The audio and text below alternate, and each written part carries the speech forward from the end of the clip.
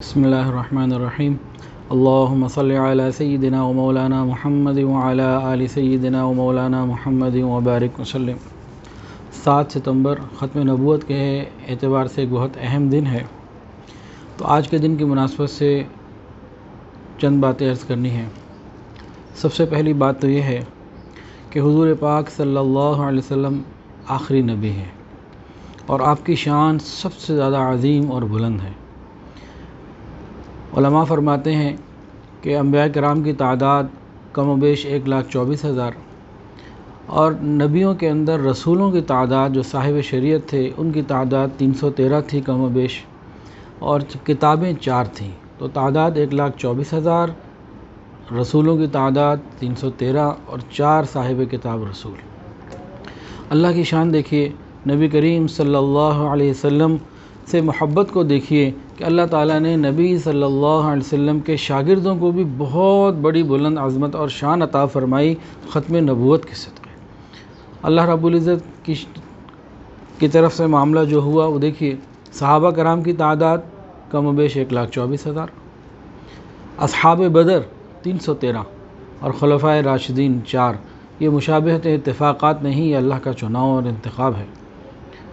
اور غور کیجئے،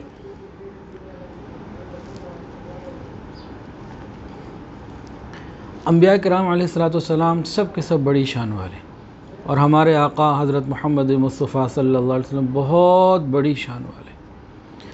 بہت کچھ عظمت انبیاء کو اللہ نے عطا فرمائی، لیکن ایک خاص عظمت اور ایک خاص نعمت اللہ تعالیٰ نے انبیاء کو یہ عطا فرمائی کہ ان کے امتیوں کو فرمایا کہ جو ان کی اتباع کرے گا اس کے ساتھ اللہ کے بہت سارے وعدے ہیں، لیکن 3 وعدے بہت زیادہ واضح ہیں، بہت اہم کہہ لیجئے۔ انبیاء کی اتباع کرنے والوں کے لیے 3 وعدے بہت اہم فرمائے۔ نمبر 1، رضی اللہ عنہم ورضوا عنہ، اللہ ان سے راضی ہو جاتے ہیں، وہ اللہ سے راضی ہو جاتے ہیں۔ دوسری بات، جنت کا وعدہ ان کے ساتھ کر لیا جاتا ہے۔ اور تیسری بات، انہیں کامیابی اور عظیم کامیابی دے دی جاتی ہے۔ تو ہر نبی کی اتباع میں یہ خاص شان اور برکت ہے کہ ان کی اتباع کرنے والوں کو ہر نبی کی اتباع میں یہ خاص شان اور برکت اللہ نے رکھی کہ ان کی اتباع کرنے والوں کو جنت بھی ملی، اللہ کی رضا بھی ملی اور بڑی عظیم کامیابی بھی ملی۔ تو اصل کے اندر تو یہ شان انبیاء کی تھی، لیکن ختم نبوت کے صدقے حضور پاک صلی اللہ علیہ وسلم کی جو اللہ سے محبت تھی، اللہ نے آپ کے خدام کو، آپ کے شاگردوں کو بھی یہی عظمت اور شان یہ والی بھی عطا فرمائی اور خوب عطا فرمائی۔ قرآن مجید میں 11ویں سپارے کے دوسرے رکوع میں کھولیے، اللہ فرماتے ہیں والسابقون الاولون من المہاجرین والانصار والذین اتبعوہم باحسان۔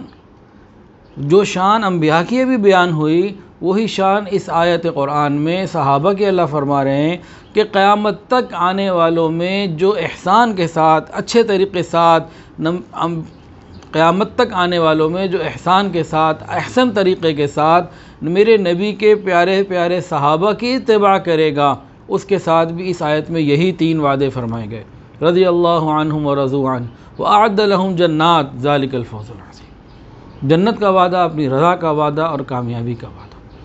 یہ نبی علیہ السلام کی برکت اور ختم نبوت کی برکت ہے کہ اللہ نے اپنے محبوب کے ساتھیوں کو بھی یہ نعمت عطا فرمائی۔ تو یہ قرآن سے دلیل اور حدیث سے بھی دلیل۔ حدیث مبارکہ کے اندر یہ بات موجود ہے۔ ایک مرتبہ ایک صحابی نے پوچھا، یا رسول اللہ، اتنے فرقے ہو جائیں گے تو نجات پانے والا کون سا ہوگا جو نجات پا جائے؟ تو فرمایا، ما انا علیہ و اصحابی، جو میرے اور میرے صحابہ کے طریقے پہ چلے گا، جو میرے اور میرے صحابہ کے طریقے پہ چلے گا۔ یعنی اتباع کی شان کی جو برکتیں اللہ نے اپنے نبیوں کے ساتھ رکھی، وہ صحابہ کو بھی وہ عظمت اور شان عطا فرمائی۔ صحابہ ہیں، نبی نہیں، لیکن اس میں شان اللہ نے وہی عطا فرمائی ہے، اور یہ ختم نبوت کی برکت سے ہے۔ اور ایک آخری بات کر کے بات کو مکمل کرتا ہوں۔